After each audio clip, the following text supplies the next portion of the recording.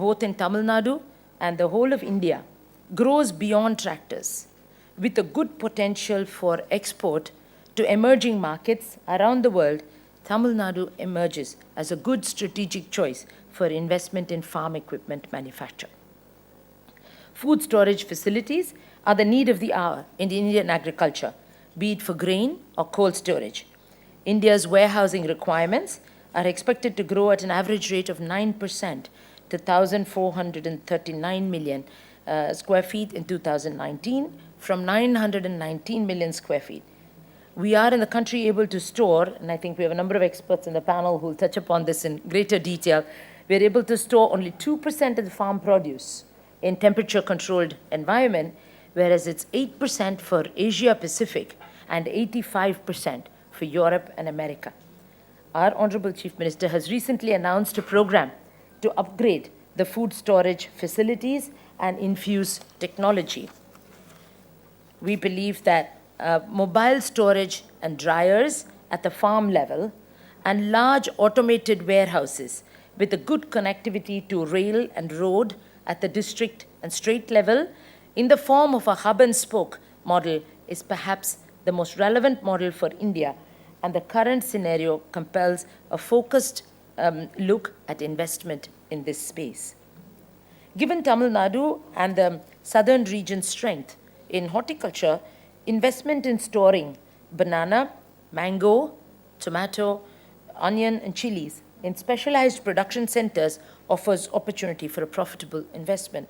And prospective locations, and some of them was touched upon in the video as well, include Tirunelveli, Trichy, Krishnagiri, Dharmapuri, Dindigul, Theni, Ramnad, and Tuticorin. Yet another area in the field of horticulture that would be attractive for the private sector is greenhouse technology. Greenhouse technology offers the potential to sharply increase efficiency of the input needed for crop production while maintaining very high quality standards. Dharmapuri, Krishnagiri, Hosur, and the hills with lower temperatures and less humidity provide the ideal environment. In the modern agricultural world, precision farming is the buzzword, and its huge impact on efficiencies, cost, and output, which has been demonstrated in North America, South America, and Europe's large farms. This brings cutting-edge technology to farming and seeks to reduce the inputs like seeds, fertilizers, pesticides used through variable rate application technology, and the use of GPS, GIS systems, telematics, sensing, and specialized tractor-drawn equipment are important parts of this technology. Given the Tamil Nadu government's focus on soil health and its importance and soil health's importance in crop productivity, the emergence of precision farming gives an opportunity to address these issues through investment in research in precision farming techniques and development of related product that will address the need of our small farmers. Tamil Nadu has excellent agricultural universities and a skilled pool of research scientists and engineers. This gives Tamil Nadu an inherent advantage, and again has been one of the reasons for our locating our R&D group related to implements, accessories, and precision products in the state. Branding of agri-produce is an opportunity that I'd like to earnestly urge the state government and the Honorable Minister here to address. This helps create value for agri-produce by creating a geographical identity that gets very strongly linked with a specified taste and quality. Currently, branding is done as G9, as it's popularly known, for our Grand Nine bananas at Theni. And the Philippines, for example, has done a very good job in branding bananas. The Imam Pasand mango, my favorite one, so maybe particularly for a prejudiced view, but the Imam Pasand mango, the other varieties of banana, and turmeric that is becoming increasingly popular for its anti-cancer properties offers such opportunities for branding. And I'd urge our state government to also provide a certification facility for geography-linked branded products to standardize the quality and extend the extension services to farmers to help them meet these standards. This will attract private trade and investment in these outstanding products that Tamil Nadu alone can benefit from. The government has clearly articulated in the Honorable Chief Minister's Vision 2023 document the strategic initiatives in agriculture to achieve a growth rate of 5% and has planned comprehensive investments to enhance water resources, promote agro-processing, and provide agri-focused infrastructure covering storage, air cargo complexes, gamma irradiation facilities, and terminal market complexes that will serve as a hub and spoke model for perishables. These initiatives will provide the backbone for agricultural growth in the state and are opening us up for us in the private sector attractive investment opportunities covering mechanization, storage, food processing, greenhouse technology, and precision farming. At TAFE, sir, we look forward to taking advantage of these opportunities in the conducive ecosystem that is present in the state. Thank you once again for this opportunity. Thank you so much, Ms. Srinivasan, for giving us your insightful views. And indeed, a veteran in the sector, you have certainly provided quite a bit of in-depth knowledge. Our next speaker then that I would like to introduce is Mr. Venkateshwar Rao. He is the Chief General Manager, National Bank for Agriculture and Rural Development. In fact, Mr. Rao has completed close to 30 years in various capabilities at NABARD. So with his experience, indeed, we will get some insightful thoughts. Mr. Rao.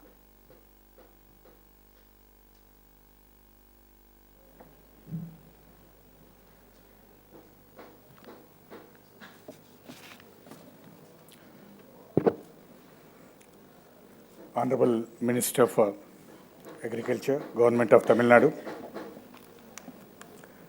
Secretary for Agriculture and APC, Government of Tamil Nadu, other panelists, distinguished delegates, senior officials of the dais. First of all, we would like to thank the Government of Tamil Nadu for putting NABARD as one of the panelists to share the ideas and also get insights into the future. The earlier speakers is also the film on the opportunities in the agri and food processing sector has listed the potentials that are available. We can broadly put the opportunities in the agri and food processing sector into 4 to 5 major categories in Tamil Nadu. The first one is related with the dairy development. The second one is regarding the fruits and vegetable processing. The major and perennial sector, what we have, or the evergreen sector, is the grain processing, both in terms of the cereals and also in terms of the millets and minor millets, because Tamil Nadu is famous for these kind of the agri-produce. The meat and poultry processing sector has been developing and has a good potential both in terms of the export within the country and outside the country. And keeping in view the large coastline what we have is the fisheries potentials which we be having and the processing of the various food products which include the packaged foods, beverages and the drinking water and others. So I would be specifically indicating some of the sectors and also touch upon the perspective of the bankers, because here the investment would be coming both from the domestic investors as also from the outside investors. And in fact, if you look into the food processing industry, basically it is concentrated in the micro, small and medium industry sector, and only 5% of the industries are categorized as the food processing industries and all others. With regard to the milk, we have the potentials, especially from the point of view of liquid milk supply, and also for the various products and byproducts which are coming from the liquid milk. Here, the potential is estimated very high because even now we are importing from the adjoining states and others. There is need for stepping up the technology and innovation in the milk processing, as also the replacement of the existing technologies with the modern equipments and all others. Potential also exists in the retail segment and in the cold chain for the milk and milk products. Coming to the meat and poultry industry, we have a major hub at Namakkal and also in the other parts of the Tamil Nadu. This is the poultry capital. Here we have the potential for the processed foods, and also we have large tracts of the wastelands and others in which we can promote the small ruminants and others, and may take into the potentials for the export of the meat and meat products. So for this, we have the potentials in respect of the modern slaughterhouses, maybe mini slaughterhouses, and the cold chain for the meat and poultry processing sector. We also have the potentials in respect of the frozen meat and ready-to-eat products and semi-finished products for the retails. And here also there is a scope for the cold chains for the supply of the meat and poultry products. The supply of buffalo meat in the country is showing promising prospects, and better facilities and the slaughterhouses are required for the processing of the buffalo meat as well.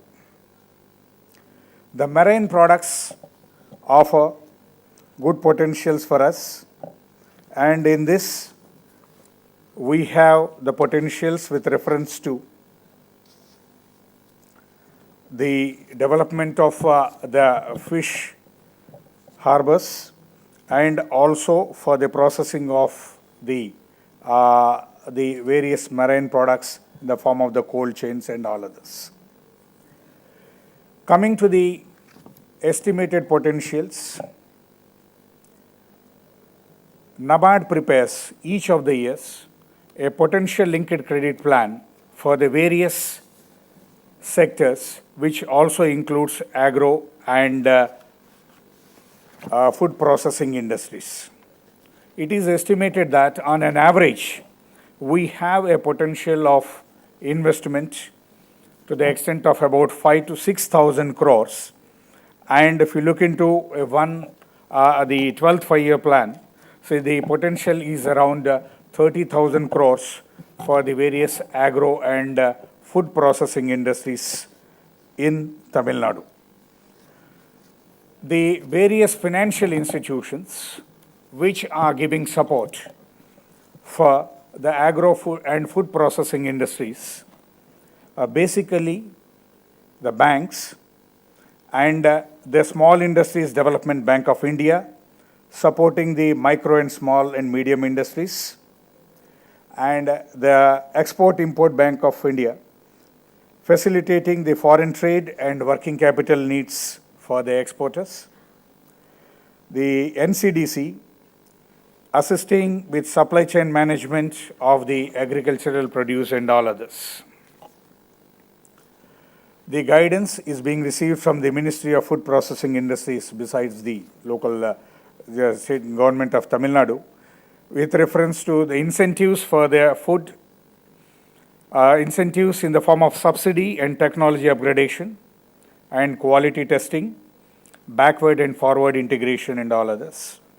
The other two major institutions which have been supporting are the National Horticulture Board and the APIDA, basically in terms of the capital subsidies. Coming to the specific projects which can be explored based on the potentials which have been listed now are the cold chains under the hub and spoke model.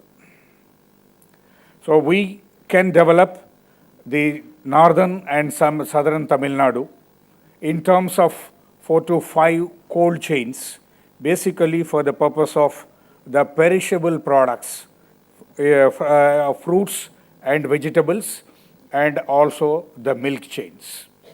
The estimated potentials in these 4 cold chains are roughly around 1,500 to 2,000 crores of rupees at an average investment of about 4 to 500 crores of rupees for each of these cold chain this ones. The second opportunity what we can look into is in the form of the food parks and others. Government of India is also supporting for the promotion of the mega food parks and other food parks. 2 have been specifically listed by the Tamil Nadu, and under the Ministry of Food Processing, MOFPA, the Tamil Nadu has got 2 mega food parks, one in Krishnagiri district and another in the Virudhunagar district. There exists the potential in terms of establishing the individual units of various food processing sectors. For this purpose, Government of India has created a separate fund in the name of Food Processing Fund with an outlay of 2,000 crores for development of the food processing industries. So it is a very it is in the initial stages of its implementation, and we can exploit the potentials available in Tamil Nadu by establishing suitable units in this. All the banks have been issued the instructions through the Reserve Bank of India for supporting the units with the appropriate loans for the term loan as also for the working capital limits in these areas. The second area which needs focus, as has been told by the earlier speaker, madam, is that regarding the processing of the fruits and vegetables. The second sector which requires a lot of attention. Over the last few years, our processing has been stagnant, only around 2 to 3% of the produce available, leading to the loss of around 30% of the produce. Even if you focus on a portion of this, that adds to the utilization of it and also reduction in the processes produce that we have been making. Finally, I would like to indicate that there is a need for involvement of the people, especially the federations of the farmers or the groups of the farmers who can be used as the points of our collating the materials or aggregation of the raw materials, and also used as the hubs for procurement of the raw materials and all others. And many a times, some amount of the pre-cooling or the pre-processing can be done so that the savings could also be made in terms of the transportation and the cold chain maintenance. In this aspect, the involvement of the farmers groups and others requires encouragement. I would like to mention 2 of them. The first one is regarding the farmers producers companies, which require to be promoted for enhancing the quality of production and also the ensuring the supply to our chains. For this purpose, the Government of India has created a separate fund in the name of Produce Fund in NABARD to promote, nurture, and support the farmers, producers, companies, farmers, producers, organizations. It is to the advantage of the industrial units to make use of these farmers, producer companies so that we would be ensured of the raw materials. In Tamil Nadu, we are supporting, besides the SFAC, Small Farmers Agri Consortium, 200 farmer producer organizations basically aimed at vegetables, fruits, minor millets, and agri-produce, fisheries, and all others. They are a group of 500 to 1,000 farmers in a cluster of villages spread in 1 or 2 blocks of the districts. So here the investment opportunities lie both for the banks and also for the prospective entrepreneurs. The second sector which I would like to mention, especially for procuring the materials, because many a times it is listed. I don't know whether I am proper in addressing in an international forum with this one. There is a cause of concern regarding the quality of the agro produce that has been coming, maybe in terms of the residues, maybe in terms of the quality, maybe in terms of the consistency, and all these aspects. If we can address some of these issues at the supply point, so that would be adding both in terms of better price realization, because we are supplying the better quality of the produce. For this Mr. Rao, purpose, allow me to come in here. Yes. It's really been very insightful, but as time is flying, we only have about 40 minutes left for the Right. session. We certainly would like to hear the other speakers. Another 2 minutes, madam. Sure. Another 2 minutes.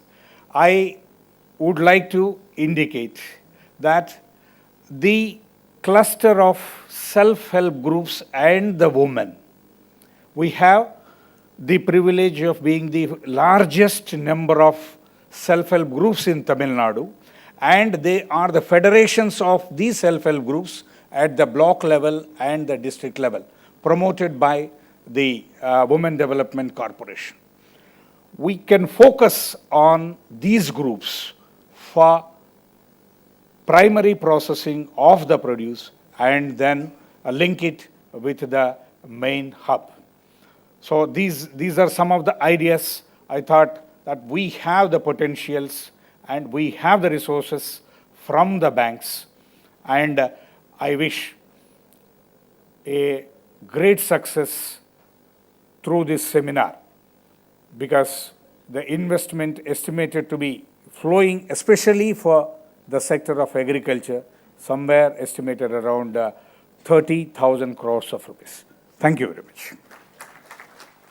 Thank you so much for giving us that insight. In fact, our next speaker is Mr. Suresh Iyer. He is the Managing Director at Lotte India Corporation. In fact, he has also held some leadership positions earlier with Nestle as well as Cadbury, so I'm hoping we can chat after and get some goodies perhaps. 30 years of experience in the FMCG industry. He has a PowerPoint presentation for us, so let's take a look.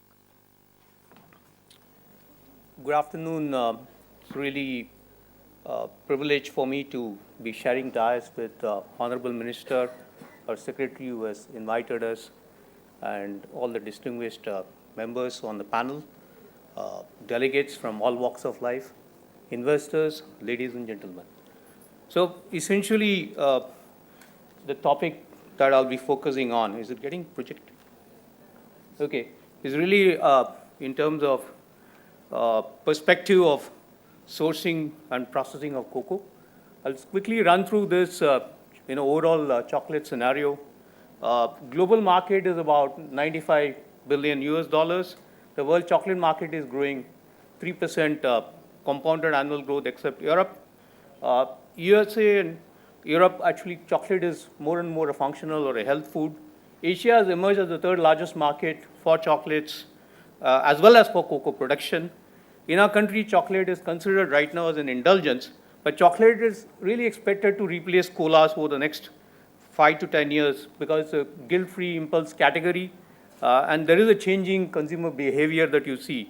And because of dark chocolate, there's a fair amount of health consciousness that's also spreading in India. So we have a situation in India, and the emerging trends are really the millennials who are growing, 600 million of them, adult consumption on one hand, as well as hygienic alternative to traditional sweets, increasing prominence of gifting, and dark chocolate on a health platform. Over and above this, we also have chocolate usage in biscuits, cakes, coffee, which has grown substantially over the year, and roughly 20% of our cocoa is consumed in these adjacencies. So what does it mean to us in terms of the overall Indian cocoa market? It's about 70,000 tons of cocoa beans in the form of chocolate and cocoa-based products. We produce 19,000 tons of cocoa. We import about 25,000 tons. And there are other semi-finished products in the form of cocoa butter, paste, and powder. Indian chocolate market is currently around 1.2 billion US dollars. It's expected to grow at a 15% compounded annual growth.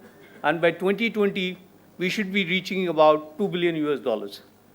So cocoa growing in India, and that's really the subject that we are at, which is really cocoa cultivation today is in Kerala, which has become stagnant, as it is growing as a mixed crop, and the replacement rate for older gardens is very slow. Andhra Pradesh is slowly growing and is expected to surpass, when I say Andhra Pradesh, West Godavari, which is the Seema region now, next 4 to 5 years, as a cocoa gardens will reach 90% of productive stage. So if you really see the total cocoa in India, Andhra 6,000 tons, Karnataka 1,700 tons, Tamil Nadu, where the opportunity lies, is just 1,300 tons, 1,300 tons, Kerala is 10,000 tons. So looking at Tamil Nadu, the area that is under cultivation is about 2,235 hectares. Additional 40,000 hectares can be brought under cocoa cultivation out of approximately 4 lakh hectares of coconut gardens, because cocoa is really an intercrop, and cocoa cultivation is really found in Coimbatore, Theni, Tanjavur, Kanyakumari, Dindigul, Salem, Tirunelveli, and Madurai districts. The cocoa market is still very much unorganized and treated more as an additional crop and not as the main crop. So it fetches on an average, that's really coming, really focusing on Tamil Nadu, about 100, 200 rupees per kilo earning, with a range of 180 to 220.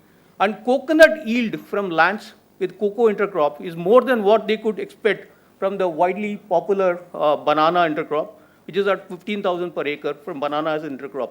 Whereas cocoa actually could provide double that for the farmers. So Tamil Nadu has several advantages over Kerala in terms of drying facilities for cocoa beans, which is most important operations for production of quality cocoa.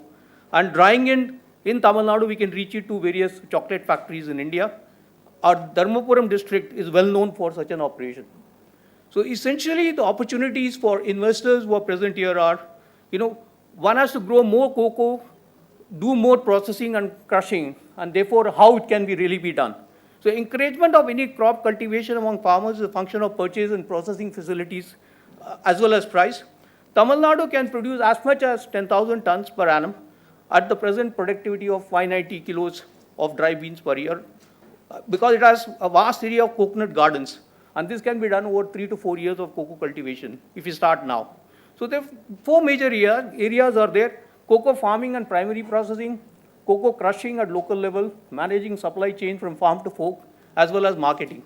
I'll be just touching upon the first 3 areas.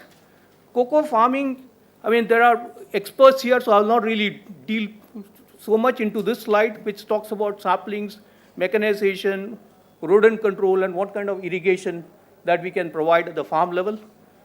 We can also do a lot of value addition in the supply chain of cocoa, integrating crushing of cocoa at production facility to continuously support cocoa cultivation. And there's a lot of value addition like fermentation and drying in West beans at a grower level. And there is definite opportunity for us in terms of trading of cocoa as well, which is another option. We can actually, presently the dry beans are really traded in very simple to complex models across the country. So the price discovery doesn't really happen in cocoa. So therefore, the final producers, as well as you end up, in terms of losses for them, and there is a huge supply chain cost. So investment in cocoa trading platform or a spot platform will actually help both the producer as well as the buyer. And therefore, the decision to maneuver themselves into the entire supply and demand situation. So value addition in cocoa processing has really picked up, because of the fact that there are a lot of adjacencies which are primarily unorganized, like ice cream and bakery, which are growing. But almost 60% of cocoa products are really used in these. And higher growth in adjacent uses of cocoa products. There is a lot of scope here for branding, for introduction of new mixes, for selling chocolate flakes into hotels and so on and so forth. Import and crushing is another